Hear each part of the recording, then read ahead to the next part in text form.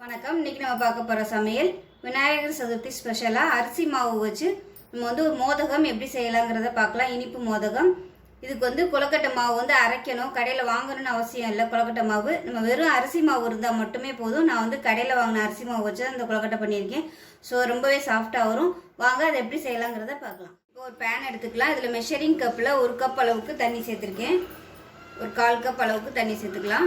1/4 cup அளவு தண்ணி சேர்த்துருக்கேன். இப்போ தண்ணி கொதிக்கட்டும். தண்ணி நல்லா கொதிக்க ஆரம்பிச்சிருச்சு. இதில் ஒரு சிட்டிகை அளவுக்கு உப்பு சேர்த்துக்கலாம். உப்பு சேர்த்துட்டு கொஞ்சமாக நெய் சேர்த்துக்கலாம்.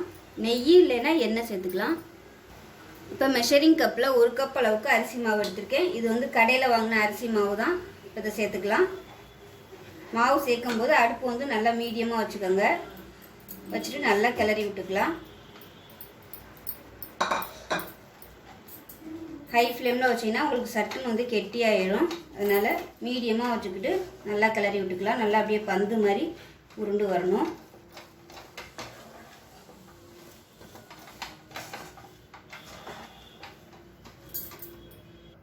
இப்போ பாருங்கள், மாவு நல்லா உருண்டு வந்துருச்சு. கையில் தண்ணி தொட்டுக்கோங்க. தொட்டு பார்த்தீங்கன்னா கையில் ஒட்டக்கூடாது. இப்படி ஒட்டாமல் வந்துச்சுன்னா மாவு நல்லா வெந்துருச்சுன்னு அர்த்தம். கேஸ் அமர்த்திடலாம். அமர்த்திட்டு ஆற விட்டுட்டு பார்க்கலாம். இப்போ ஒரு கடாய் எடுத்துக்கலாம். இதில் மெஷரிங் கப்பில் 3/4 கப் அளவுக்கு வெல்லம் எடுத்திருக்கேன். வெல்லம் சர்க்கரை எதுனாலும் எடுத்துக்கலாம். இப்போ இதில் எந்த கப்பில் வெல்லம் அளக்குறீங்களோ அதே கப்பில் ஒரு 1/4 கப் அளவுக்கு தண்ணி சேர்த்துக்கலாம். இப்போ இது நல்லா கரையட்டும். கரைஞ்சதுக்கப்புறம் நம்ம வடிகட்டிக்கலாம். அடுப்பு மீடியமாக வச்சுக்கோங்க. ஏன்னா தண்ணி நிறைய கொஞ்சமாக ஊற்றிருக்கிறதுனால டக்குன்னு உங்களுக்கு அடி பிடிச்சிரும். அதனால் மீடியமாக வச்சுக்கிட்டு கரைய விட்டுக்கலாம். இப்போ பாருங்கள், சக்கரை நல்லா கரைஞ்சிருச்சு. இதை நம்ம வடிகட்டிக்கலாம். இப்போ பாருங்கள், வேற ஒரு கடாயில் வடிகட்டி ஊற்றிருக்கேன். இது இப்போ நல்லா கொதிக்கட்டும். இப்போ நல்லா கொதிக்குது. இதில் 1 கப் அளவுக்கு தேங்காய் துருவல் சேர்த்துக்கலாம். நீங்கள் எதில் வெல்லம் அளக்குறீங்களோ அதே அளவுக்கு தேங்காய் எடுத்துக்கோங்க. தேங்காய் சேர்த்ததுமே கொஞ்சம் நல்லா அப்படியே கெட்டியாயிரும். இது நல்லா சுருண்டு வரட்டும். இப்போ இதில் கொஞ்சமாக ஏலக்காய் தூள் சேர்த்துக்கலாம். வாசனைக்காக சேர்த்துட்டு கொஞ்சமாக நெய் சேர்த்துக்கலாம். இது நல்லா அப்படியே சுருண்டு கெட்டியாக வரட்டும்.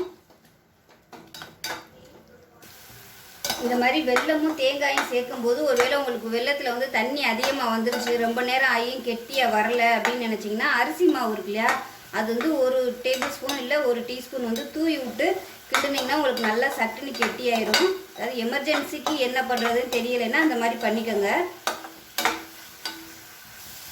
இப்போ இது நல்லா ட்ரை ஆயிடுச்சு. அமர்த்திடலாம். அமர்த்திட்டு ஆற விட்டுட்டு நல்லா சின்ன சின்ன உருண்டையாக பிடிச்சிக்கலாம். இப்போ பாருங்கள், வெல்லமும் தேங்காயும் நம்ம ரெடி பண்ணது ஆறுனதுக்கப்புறம் இந்த மாதிரி சின்ன சின்ன உருண்டையாக உருட்டி எடுத்துக்கோங்க. உங்களுக்கு இது காயறதுக்கு உருண்டை பிடிக்கிறதுக்கு வரலை, ரொம்ப நேரம் ஆகுது அப்படின்னா நீங்கள் ஃப்ரீசரில் ஒரு 10 நிமிஷம் வச்சிங்கன்னா உங்களுக்கு நல்லா கெட்டியாயிரும். சீக்கிரமாகவே நம்ம உருண்டை பிடிச்சிடலாம். இப்போ பாருங்கள், மாவு நல்லா ஆறிடுச்சு. ஆறுனதும் நல்லா கை வச்சு நல்லா சாஃப்டாக பசைஞ்சுக்கோங்க. நல்லா சாஃப்டாக பசைஞ்சாதான் கொழுக்கட்டையும் உங்களுக்கு நல்லா உருட்டுறதுக்கு வரும். கையில் லைட்டாக எண்ணெய் தொட்டுக்கோங்க. தொட்டுக்கிட்டு நல்லா சாஃப்டாக பசைஞ்சுக்கலாம். இப்போ 2 கையிலையும் நல்லா எண்ணெய் தடவிக்கோங்க. எண்ணெய் தடவிட்டு கொஞ்சமாக எடுத்து நல்லா உருட்டிக்கலாம். மோல்டு வச்சுருந்தீங்கன்னா நீங்கள் மோல்டில் பண்ணிக்கோங்க. நான் கையில் பண்ணுறேன். இப்போ நான் கையிலே உருட்டிட்டேன். வெல்லமும் தேங்காயும் நல்லா ஆறுனதுக்கப்புறம் இந்த மாதிரி சின்ன சின்ன உருண்டையாக உருட்டி வச்சுருக்கேன். அதை நம்ம வச்சுக்கலாம். வச்சுட்டு நல்லா இந்த மாதிரி க்ளோஸ் பண்ணி விட்டுக்கலாம்.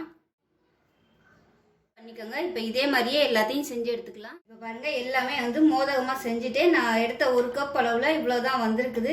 இப்போ நம்ம ஸ்டீமரில் வச்சு வேக விட்டு எடுத்துக்கலாம். இப்போ தண்ணி நல்லா கொதிக்க ஆரம்பிச்சிருச்சு. உள்ளே வச்சிடலாம். இந்த தட்டில் இந்த மாதிரி வைக்கும்போது அடியில் எண்ணெய் தடவிக்கோங்க லைட்டாக. அப்போ தான் உங்களுக்கு எடுக்கையில் நல்லா ஒட்டாமல் வரும். 5 நிமிஷம் வேகட்டும். இப்போ நம்மளோட மோதகம் எப்படி இருக்குன்னு பார்க்கலாம். நான் 5 நிமிஷத்தில் அமர்த்திட்டேன். இது நல்லா ஆறிடுச்சு. இதை வேறு பிளேட்டுக்கு மாற்றிக்கலாம்.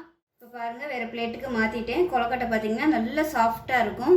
ஸோ நம்ம சட்டுன்னு செஞ்சிடலாம். வெறும் அரிசி மாவு இருந்தால் மட்டும் போதும். இந்த கொழுக்கட்டை செஞ்சிடலாம். மாவு அரைக்கணும்னு அவசியம் இல்லை.